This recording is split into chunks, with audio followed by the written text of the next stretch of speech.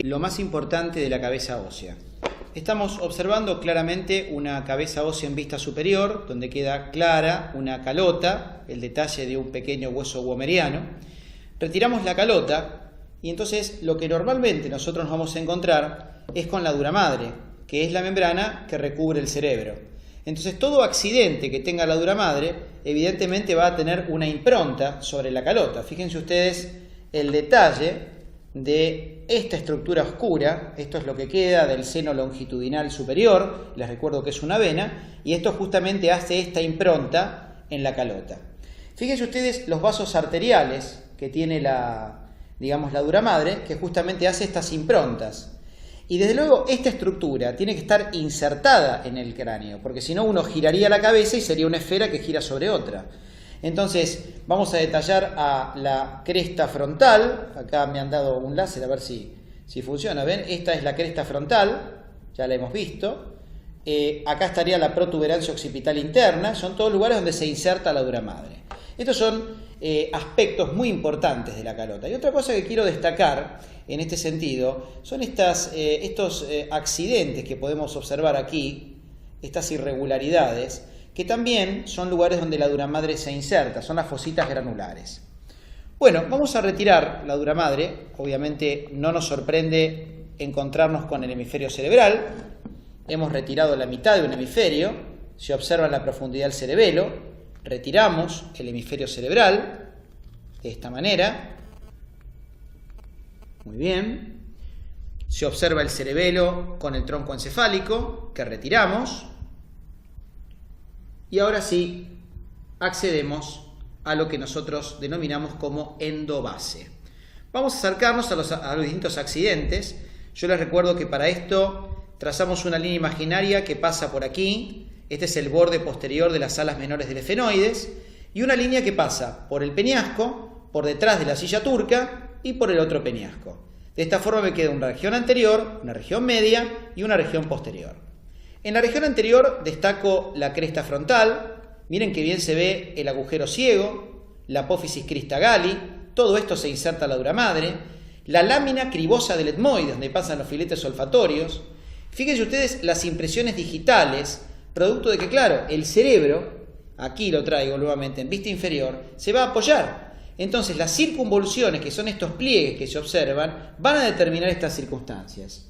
Bien, vamos a detallar el conducto óptico, ahí lo muestro, de tal forma que yo les recuerdo que si tomamos la pajita como lo hicimos en clase, por el conducto óptico, claro, esto evidentemente sale por la órbita, porque por el conducto óptico, les recuerdo, sale el nervio óptico y la arteria oftálmica. Tomando como referencia las alas menores del efenoide, yo inclino la preparación y ahí se tendría que ver un espacio, que es la fisura orbitaria superior o hendidura efenoidal, por el cual yo introduzco nuevamente la pajita y nuevamente, fíjense ustedes, estoy saliendo por la órbita. Porque por acá va a pasar el motor ocular común, el motor ocular externo, el patético, pasa el nervio frontal, el nervio nasal, el nervio lacrimal, pasa la raíz del gran simpático, la vena oftálmica, todos elementos que se dirigen a la órbita. El detalle del agujero redondo mayor, muy bien, este es el redondo mayor, por acá pasa el nervio maxilar superior. El detalle, acá lo señalo nuevamente, ¿no? Por las dudas que no confunda, este es el redondo mayor, ahí. El detalle del agujero oval, por el paso del nervio maxilar inferior. El redondo menor, para la arteria meningia media. Y el detalle del agujero rasgado anterior. Les recuerdo cómo era. Yo me voy al exobase, observo el conducto carotidio, introduzco por el conducto carotidio y claro, al introducir por el conducto carotidio, la arteria ingresa finalmente por el rasgado anterior. Otros accidentes son la silla turca, donde se apoya la hipófisis, las apófisis clinoides anteriores, las apófisis clinoides posteriores, el peñasco nuevamente, y un detalle que lo voy a marcar acá, voy a iluminar un poquitito, esta que es la impresión que deja el ganglio de Gasser o ganglio trigeminal.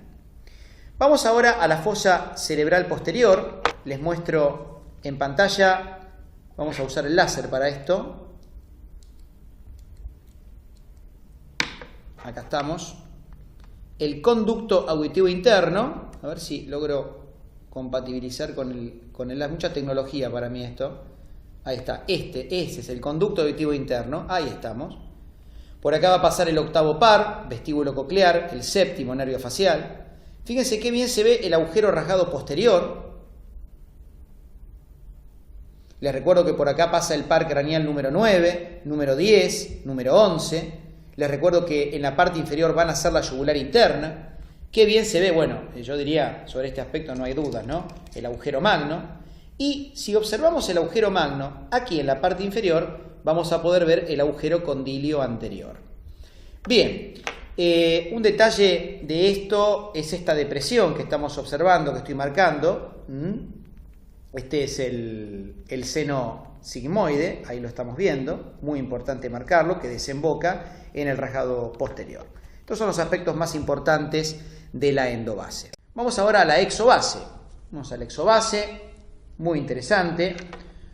Vamos a marcar el agujero palatino anterior, los palatinos posteriores, las coanas que me comunican a las fosas nasales, el vómer, el detalle de las apófisis pterigoides.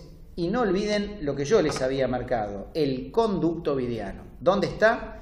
Yo voy a colocar el estilete aquí, delante del rasgado anterior y en la base de las apófisis pterigoides. Por acá pasa el conducto vidiano. Obviamente voy a ver nuevamente el agujero oval, viejo conocido, el redondo menor, viejo conocido ya de la endobase, el conducto carotidio, todo esto ya lo habíamos visto en la endobase. Así que vamos a lo que no vimos, el detalle de la cavidad glenoidea. ¿Sí? Con la fisura petrosotimpánica donde se apoya el nervio de la cuerda del tímpano. El conducto auditivo externo, por el cual pasa una columna de aire, la apófisis mastoides, el agujero estilomastoideo para la salida del nervio facial. Esto es la apófisis estiloides. Muy bien, la salida del rasgado posterior, el condilio anterior, en fin, todos estos accidentes que ya hemos visto y mencionado hace unos minutos. Bien, continuando con la descripción, qué bien se ven los cóndilos del occipital, qué bien se ve la protuberancia occipital externa, la ranura digástrica, donde se inserta el músculo digástrico. Bueno, y esto es lo más importante que tenemos que recordar respecto de los orificios. Otra cosa que yo quería mostrar son las regiones comunes al cráneo y la cara. Son regiones que le pertenecen al cráneo y al macizo facial. Por ejemplo, la órbita. Entonces, de esta forma uno ve que la órbita tiene indudablemente una pared superior, una pared interna, perdón, una pared inferior, una pared interna y una pared externa. Tiene un vértice y una base inexistente. Otra región común al cráneo y la cara son las dos fosas nasales. Qué bien se ve el piso, el techo, la pared interna formada por el tabique y la pared externa. Otra región común al cráneo y la cara es la fosa temporal. Todo esto es la fosa temporal. Muy importante señalarla. Otra región, que es donde estoy no señalando, sino donde está mi dedo, es la fosa cigomática. Para comprobar que es la fosa cigomática, es importante que ustedes puedan ver el agujero oval. Donde está el oval es la fosa cigomática. Y por último tenemos esta zona, que es la fosa pterigomaxilar. Una forma muy sencilla de señalarlo, yo para esto me voy a sacar el guante, es hacer esto. Yo coloco mi dedo índice cruzado de la siguiente manera. Obviamente presumimos que mi dedo índice tiene 3 falanges. Miren cómo, la falange proximal está en la fosa temporal. La falange media ocupa la fosa cigomática y la punta de mi dedo está tocando indudablemente la fosa pterigomaxilar. Muchísimas gracias.